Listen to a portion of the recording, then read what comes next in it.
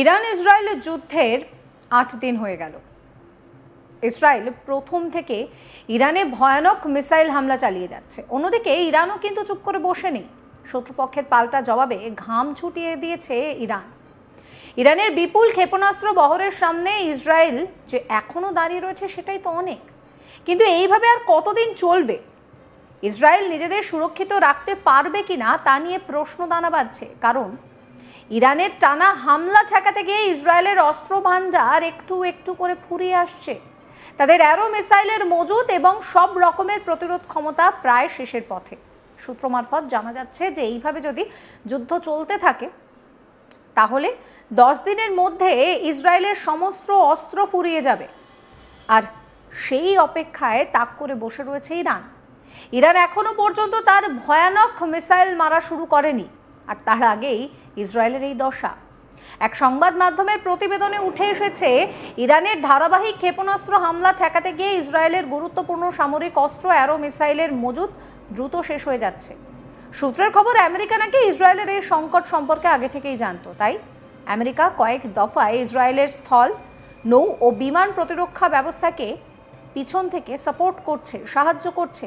তবে শুধু অ্যারো নয়, ইসরায়েলের আকাশ প্রতিরক্ষা ব্যবস্থারও আরও দুটো স্তরের উপরে দাঁড়িয়ে রয়েছে। সেটা হচ্ছে আয়রন ডোম এবং ডেভিস স্লিং।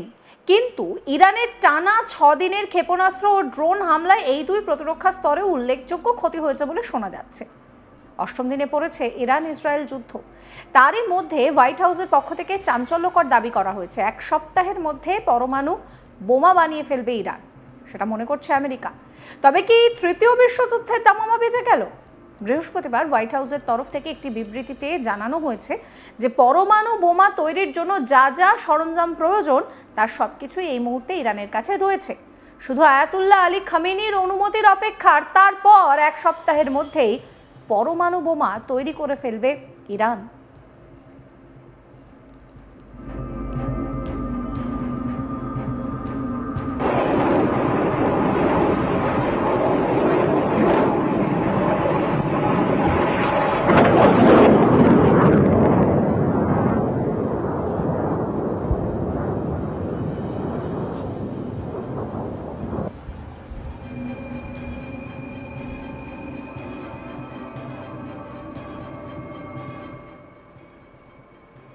হোয়াইট হাউসের তরফে বলা হয়েছে, স্পষ্ট করে জেনে নিন, পরমাণু বোমা তৈরি করার জন্য যা যা প্রয়োজন সবটাই রয়েছে ইরানের হাতে।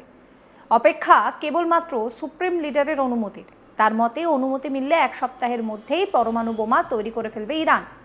কেবলমাত্র ইসরায়েল নয়, এই পরমাণু বোমা তৈরির জেরে আশঙ্কার মেঘ ঘনাচ্ছে আমেরিকার উপরেও। ইরানের সর্বোচ্চ নেতা আয়াতুল্লাহ আলী খামেনি এক্স হ্যান্ডেলে একটি পোস্ট করে বলেছেন যে ঈশ্বরের নামে যুদ্ধ শুরু হয়েছে, ইসরায়েলকে কড়া জবাব দেওয়া হবে। আমরা ইহুদিবাদীদের প্রতি কোনো দয়া দেখাবো না। বুধবার ইরানের বিপ্লবী গার্ড কর্পস জানিয়েছে যে ইসরায়েলের ওপর হামলার সময় হাইপারসনিক ক্ষেপণাস্ত্র ব্যবহার করা হয়েছে। তাদের দেশের ন্যাশনাল চ্যানেলে এই বিষয়ে বলা হয়েছে যে যুদ্ধে ফতহ 1 ক্ষেপণাস্ত্র ব্যবহার করা হয়েছে।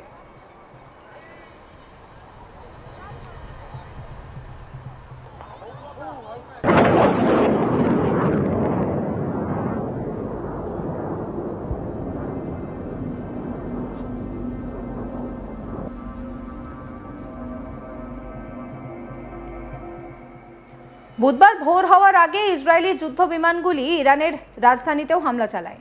ইরানের রাষ্ট্রীয় গণমাধ্যম তেহরানের পিরুজি, সাবালান এবং সায়াদ এলাকায় বিস্ফোরণের খবর নিশ্চিত করেছে। ইরানের বিরুদ্ধে ইসরায়েলে হামলা শুরুর পর 13 জুন থেকে তেহরানও ইসরায়েলে প্রতিরোধমূলক যে পাল্টা হামলা, সেই হামলা চালাচ্ছে। এই হামলায় ইসরায়েলিরা দিন রাতের বেশিরভাগ সময় ভূগর্ভস্থ আশ্রয় কেন্দ্র বা বাংকারে দিন কাটাচ্ছে। ইরানি সংবাদ সংস্থা ইরনা বলছে যে ইরান লাগাতার যেভাবে হামলা চালাচ্ছে তাতে করে ইসরায়েলের স্বাভাবিক জনজীবন কার্যত থমকে গিয়েছে। ইরানের হামলার আশঙ্কায় ইসরায়েল জুড়ে মাঝে মধ্যেই সাইরেন বেজে উঠছে, আর সাইরেনের শব্দ শোনা মাত্রই মানুষ আতঙ্কে পঁই পঁই করে বাংকারে ছুটছেন। আকাশপথে সম্ভাব্য হামলার বিষয়ে সতর্ক করতেই এইসব সাইরেন বাজানো হচ্ছে বলে খবর।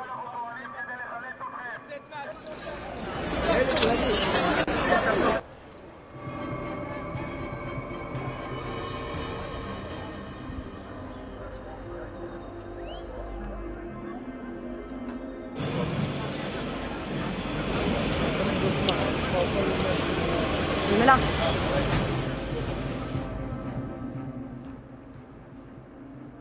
সূত্র মারফত জানা গিয়েছিল যে ইরানে হামলা চালাতে চলেছে আমেরিকা। সামরিক অভিযান চালানোর ব্যাপারে সায় দিয়েছেন আমেরিকার প্রেসিডেন্ট ডোনাল্ড ট্রাম্প, যদিও এখনও আনুষ্ঠানিকভাবে নির্দেশ দেননি তিনি। সূত্রের খবর, পরমাণু অস্ত্র তৈরির কাজ ইরানে থামায় কিনা তার জন্য খানিকটা অপেক্ষা করছে আমেরিকা। পরমাণু অস্ত্রের কারবারের কাজ থেকে ইরান বিরত না হলে কঠোর পদক্ষেপের পথে হাঁটবে আমেরিকা। মধ্যপ্রাচ্যে বর্তমানে 40,000-এর বেশি আমেরিকান সেনা মোতায়েন করা হয়েছে। সাধারণ সময়ে এই সংখ্যা 30,000-এর আশেপাশে ছিল। গত অক্টোবরেও ইরান ইসরায়েল সংঘাতের সময় সেই সংখ্যাটা 43,000-এ পৌঁছেছিল। কিছু আমেরিকার সেনা ঘাঁটি থেকে পরিবারদের সরে যাওয়ার অনুমতি দেওয়া হয়, কারণ সংঘাতের সম্ভাবনা বাড়ছে।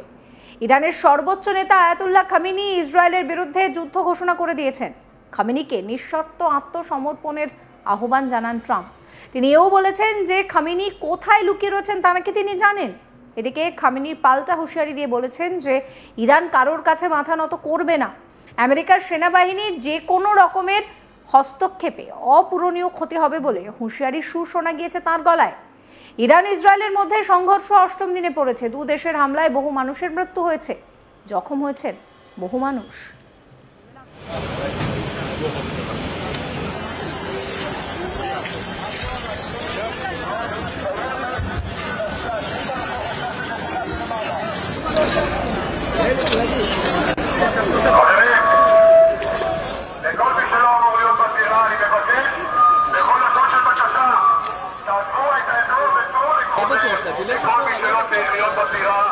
נא לעזוב את הזירה הפנויה כדי לתת לכוחות הביטחון לעשות את העבודה.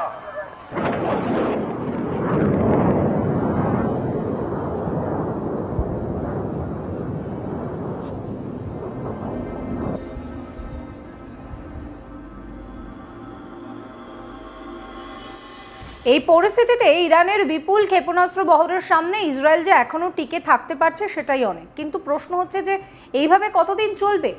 ইসরায়েল নিজেদের সুরক্ষিত রাখতে আদৌ পারবে কিনা সেই নিয়ে প্রশ্ন উঠতে শুরু করেছে। কারণ ইরানের টানা হামলা ঠেকাতে গিয়ে ইসরায়েলের অস্ত্র ভান্ডার একটু একটু করে ফুরিয়ে আসছে।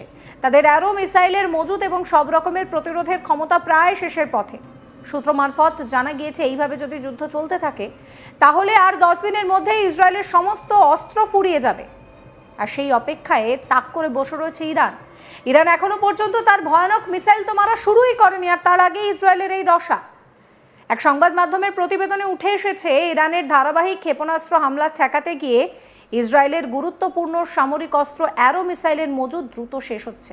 আপনাদের কি মতামত অবশ্যই কমেন্ট করে জানাবেন কমেন্ট সেকশনে। সমস্ত খবরের আপডেটের জন্য চ্যানেলটিকে সাবস্ক্রাইব করবেন, নোটিফিকেশন পেতে বেল আইকনে ক্লিক করবেন, ফলো করতে ভুলবেন না আজ তাক বাংলার হোয়াটসঅ্যাপ চ্যানেলও।